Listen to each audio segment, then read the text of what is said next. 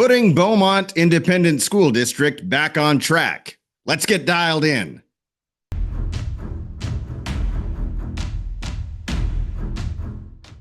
Hello and welcome to Texas Talkin, the show where we wade through the muck of reality so you don't have to. I'm your trusted host, Shiloh Platts, and tonight we're turning our attention to the Beaumont Independent School District, BISD, a place where the American dream goes to school, only to find out the classroom's closed, the bus is late, and somebody's already stolen the chalk. This is a district with more drama than a soap opera and fewer pleasant endings than a tax audit. And we've got Trustee Joe Evans here to explain how it all went so far off the rails. Let's set the scene, shall we? Beaumont, Texas, a gritty, hardworking town, hands its kids over to BISD, hoping for a shot at the future. And what do they get? A district that's been a punching bag for scandal since Obama was still promising hope and change. We're talking about financial mismanagement so bad it makes Enron look like a lemonade stand. Back in the 2010s, BISD was a greatest hits album of chaos, embezzlement, time card fraud. 3 administrators got caught with their hands in the cookie jar, pleading guilty faster than you can say field trip budget. And the cherry on top? A school bus driver speeding like he's auditioning for Fast and Furious West End Drift crashed the bus, kids on board, 2 injured. I mean, folks, this isn't a district, it's a reality show begging for a reboot. Fast forward to today, and BISD's still stumbling like a drunk uncle at a wedding. Enrollment's dropping faster than a Joe Biden approval rating, down to about 16,000 kids from a high of over 20,000 a decade ago. Why? Maybe because they keep closing schools like they're allergic to education. Martin Luther King Jr. Middle School, shuttered last year. Under-enrolled and underperforming, they said. Sounds like a metaphor for the whole operation. Third Future Schools, a charter organization brought in to manage some of BISD's struggling campuses, has decided to cut and run a year early. They initially agreed to a 3-year partnership, but are now bailing out, citing financial disagreements. Apparently, they wanted an extra $3 million to continue operations on top of the $23.4 million already requested. When the district asked for details on how that money would be used, Third Future Schools decided it was time to pack their bags.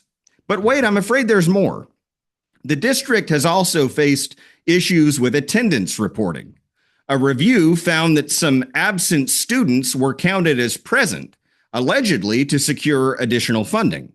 Given that districts receive about $35 per student per day from the state of Texas, these clerical errors start to look a whole lot more like dollar signs.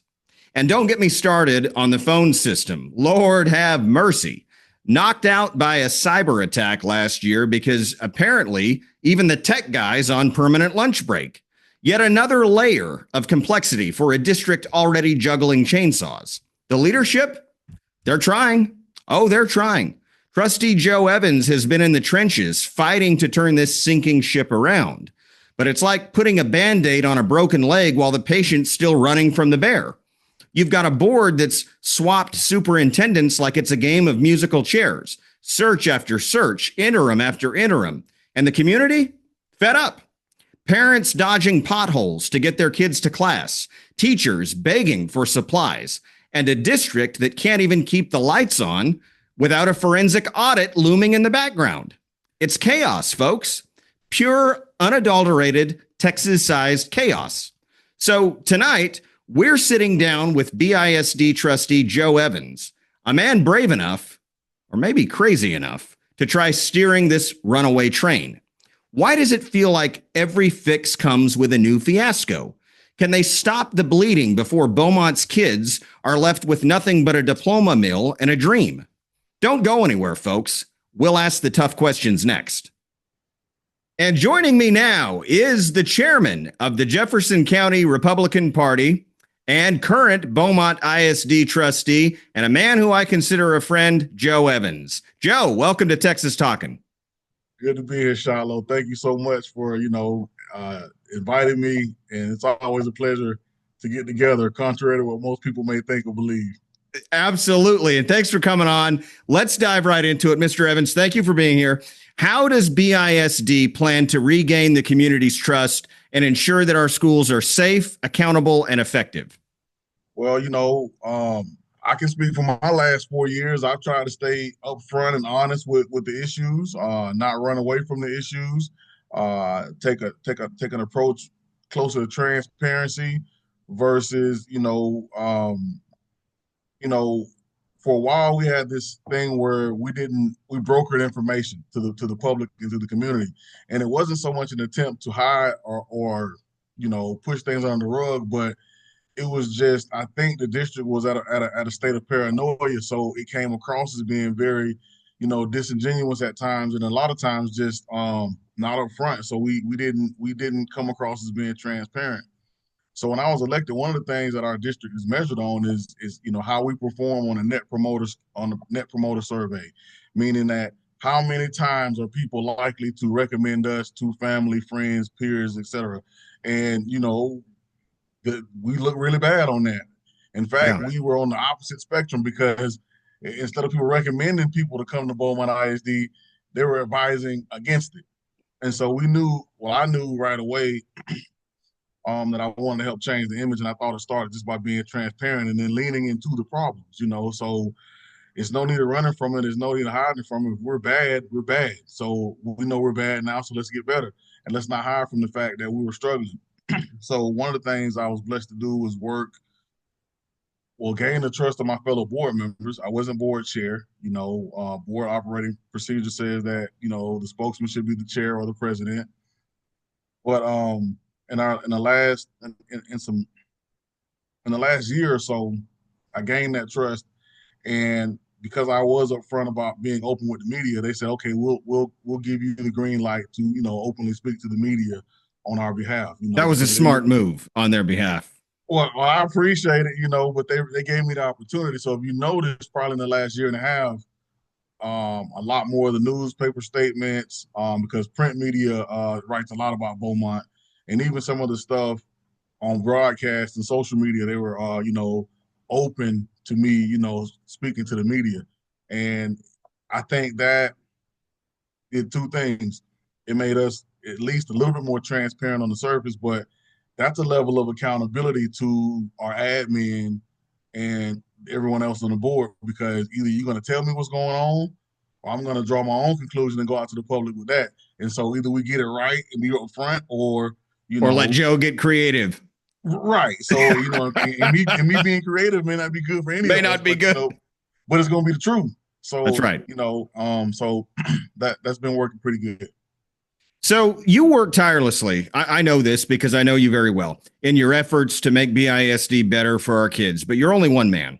What do you need from our community to get this school district back on the right track?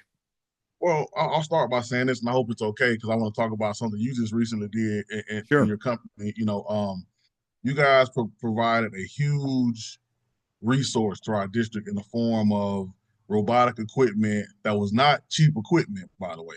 Expensive robotic equipment that it's difficult for us to not only purchase those things, but I don't think our students have been exposed to that level of technology from someone right here in the community. So we need more people, not so much, everybody's not going to be able to contribute like you guys did with the equipment donation, but your time, your talents, your gifts, whatever you can share with one student, a group of students. If you can go read to a kid once or twice a month, whatever you can do to show our students that there are positive role models, gives us a way to increase the positive interactions, because a lot of our students just don't see positive role models. We have to face it. We're not a huge urban center like Dallas or Houston, but Beaumont's a pretty urban area considering what we're surrounded by. And so there's a lot of poverty and societal ills that you see in urban settings. So so the biggest thing is community involvement.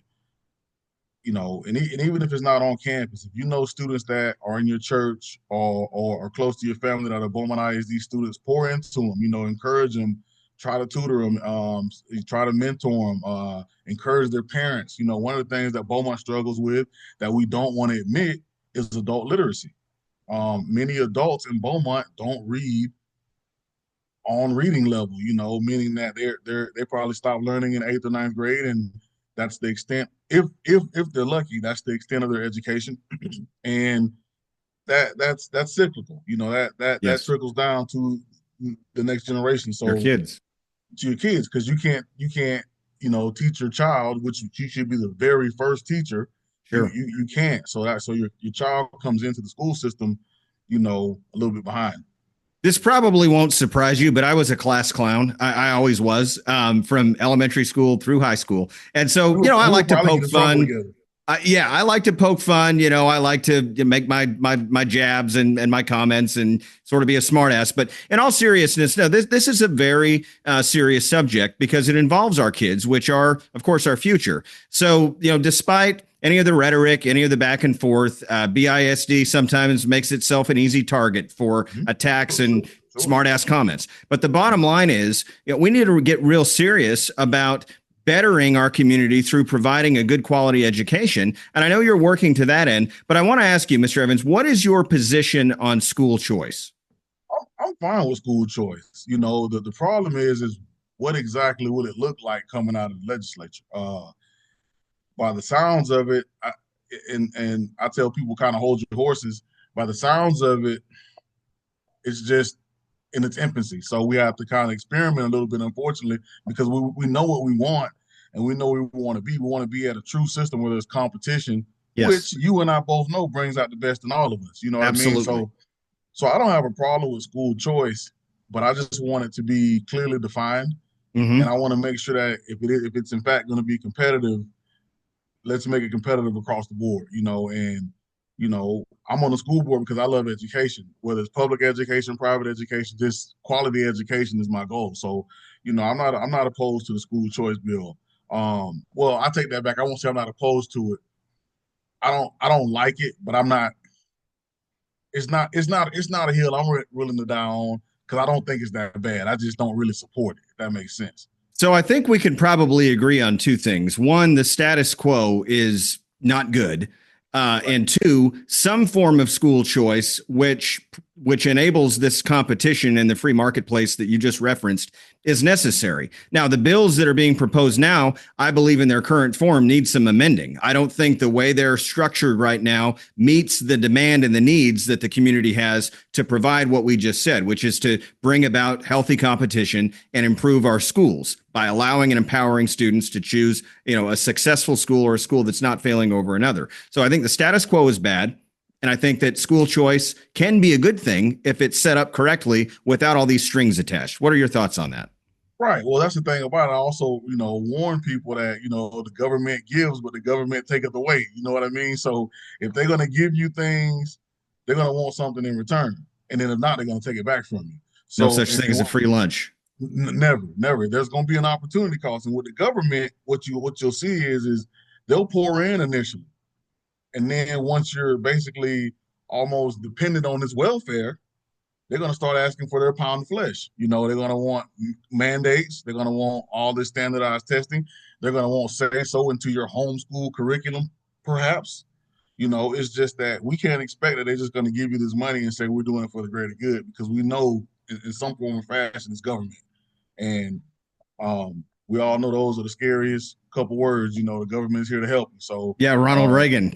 Right. You don't want to hear that. So no, we know that historically. So I just think that we are probably working towards what we've always wanted in terms of school choice. So, for that group of people who feel that, oh, it's going to be the end of the world. No, it's not. And then for those who are saying we're not going fast enough, I mean, we're moving in the direction that we didn't think we would be moving in. I think, and I'll go way up in the clouds, and I'll go federal government. I think what the current administration is doing with the Department of Education kind of sets the stage to have a more robust school choice system, because now you do away with a lot of those mandates, testing, and things like that. I don't Give more necessarily know power how I back to feel the about it. states. Right. And I'm okay with that to a degree. But Texas as a state, and a state that I live in and I love, and I hope I never leave. Um, we don't do well in education, so Yeah. I can understand why there's a Yeah. push for school choice because, like you said, status Mm-hmm. quo Isn't good. Right. So we need to figure it out, and I think it doesn't need to be a singular focus on one singular issue. But I think that it's not the end of the world with school choice. And even when Beaumont ISD, once again, I appreciate my superintendent, my fellow board members. We were on one accord that we were not going to even talk about school choice. We've decided to let that play out, but we did talk about issues that were pertinent to our district and districts our same size and somewhat similar composition. So that's what we lobbied for, and we hope we get that relief. Well, and Joe, the quality of a school district tends to impact and affect much more than just the education, the public education in that district. I'll give you an example by telling you a quick story. So, as you may know, my wife and I and my family recently purchased a home that has a Beaumont address. All right. But it's outside of the Beaumont city limits. And that was done intentionally because it's in Jefferson Independent School District. I wanted to make sure that my kids would go to China Elementary and Hardin Jefferson High School so that they weren't in BISD because it's so bad.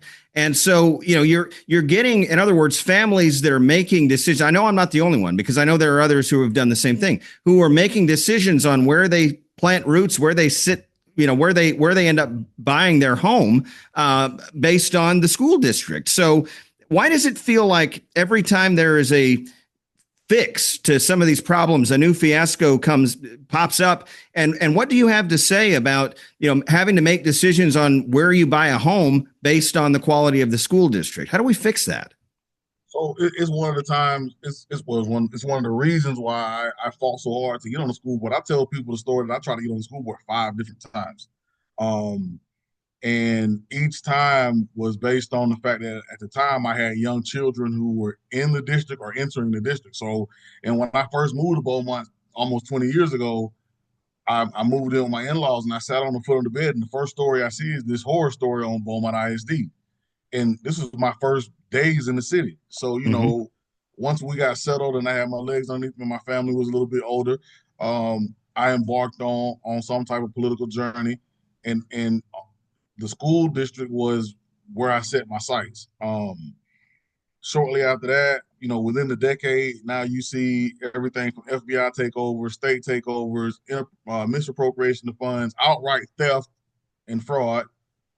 And instead of the community coming together and say we're stifling growth for an entire generation, the city polarized itself across race lines, and it became a black versus white thing. So now what you have, instead of an entire community coming together to fight for the greater good, you got white people saying, "Oh, it's the ignorant black people's fault," and then you got the black people saying, "Well, even if it is, the white people have been doing it for years." Well, guess what? While we had that fight, and the state removed boards and dismantled boards and appointed board of managers to recoup finances and make sure that the district didn't completely go bankrupt, kids weren't learning. Mm-hmm. You know, the climate for learning was Compromised. severely. Yeah. It was shot. It was shot. And so now you lose.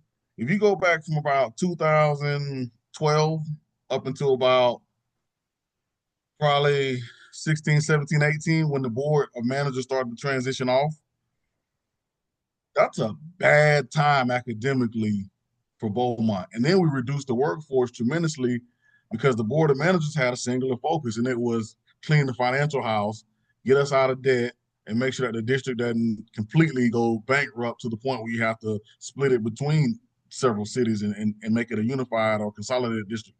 And so, it was just painful times, and the kids were that's who lost. The children Yep. lost. They didn't learn, and now you fast forward; those are young parents now. Correct. And so they struggle to help their children. and we lost because we didn't put the focus where it should be, and that was on in the classroom on our kids, and trying to really create a better future. It's no reason why we're so poverty stricken in Beaumont as a city, but our the frame of the city is billion-dollar industries that can't even supply themselves with a workforce because we've done a poor job of educating them. Right. Yes. Not only that, so one of the things I'm very proud of is we set goals, or really Governor Abbott set goals that by 2030, he wanted 66% of all high school students, college, career, or military readiness. We're testing our high school students, and we've already met that goal. So we know that now programs like yours, people showing robotics and technology to our students. You can go to LIT. You can go to LIT, get a 2-year degree, and change the trajectory of your family's whole life in 1 year. You go from a $20,000 household, living in an apartment with 2-3 kids and one provider, to all of a sudden $65,000, $75,000, $80,000, and now you a livable income. Right. Yeah. Life-changing income, and you can only build on that. That's what a 2-year degree and barely any experience. ExxonMobil. There's so many opportunities here in Jefferson County and in Beaumont, and we need to take advantage of that. Good. And I'm glad to hear that in many ways we are. That's encouraging, and that's a bit of good news. I always like to try and end a segment with good news. And before we end, I know you are in the middle of a campaign. You're up for re-election for BISD trustee. Obviously, you have my full support. Where can my viewers go if they want to help you or if they want to learn more about what it is a trustee does? So for me, it's always BeaumontISD.com. Go to trustees. Because we're true public servants as trustees, you're gonna get my phone number on that. You're gonna get my email address on that. And recently we signed the paper so it wouldn't give your home address, so you'll at least get the school district address. But call me, and it's my cell phone number. Call me, text me, email me, and I would love to have a conversation with people. I'm blessed, Shiloh. I did not draw an opponent, and that's a good feeling because I can get right back to work and stay working because we have some pressing work to do. We will we'll take 3 schools back from a failed charter agreement next year. We need volunteers. We need professionals and people who care about kids and who care about education on our campuses, and just to donate your time in whatever form or fashion you can. Sign up to be a volunteer, mentor, read, share your talent, whatever it may be. Even a hall monitor. What does a hall monitor look like? It looks like me and Shiloh standing in the hall with the cowboy hat on, by the way. I got to get one of those. And yeah, maybe we ought to do that. Let's go be hall monitors for a day. You and me both. Yeah, whenever you're ready, we can go down to Westbrook, wherever, somewhere close to where we are, and we go to Beaumont United. We go just we'll both wear cowboy hats. We will just stand around and talk to the guys, and just be positive male role models. Yeah, and it's like you said, so many of these students don't have positive, good, solid role models at home, and they need to have that at school. Yes, sir. So, Joe, I want to thank you for taking time to come on tonight and speak with us, support what you're doing, and look forward to future conversations and more stories of good news. Shiloh, I appreciate it, brother. You have a good one, man. You keep the hard work going and don't ease up. You bet. May God bless you, and may God continue to bless the great state of Texas. Thank you for helping us keep Texas talking. Stay dialed in to interviews and content just like this by clicking that follow button on my Facebook page, or hit the subscribe button to learn more about exclusive access that you won't want to miss.